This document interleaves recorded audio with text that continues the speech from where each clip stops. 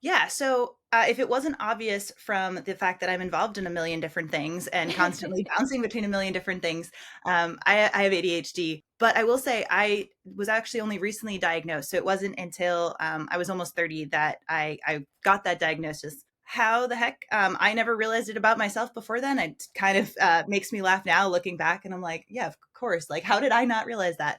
I But I think a big understand. part of it is just how much we have this image in our society, in our minds, of what ADHD or any of the neurospicinesses look like, and a lot of times folks don't quite fit into that mold. So I wasn't the kid bouncing up and down in the back of the classroom.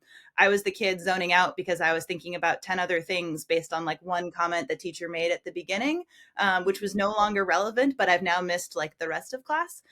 But I managed to get really good grades because I was also really anxious about getting good grades. So I would go home every night and like read the textbook myself from start to finish because I could hyper focus and reread Mhm. the book, right? So it wasn't kind of manifesting in the regular ways that we think as a society that these different things come out. And I think it's really important that as we're learning more and kind of as a society able to talk more about these things, that we have a chance to sort of share our experiences and be able to help someone else not wait until they're 30 to realize, and be able to put systems in place that help them out for before that.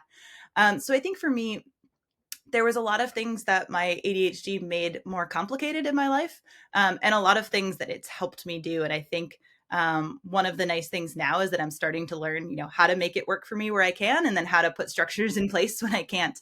But definitely, there was a lot of time spent teaching myself material because I didn't spend quite enough time in class actually paying attention to what was said.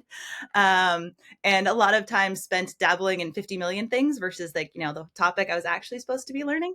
But I think what's nice now is in my role, because I'm not meant to be sort of seeing a project from start to finish. Oftentimes, my role is to come in, help get a team started, give them sort of that subject matter expertise, come in and help for the parts that are kind of that creative process, and then 100% step back and say someone else needs to keep the train on the tracks, because if I'm driving, we're driving off a cliff.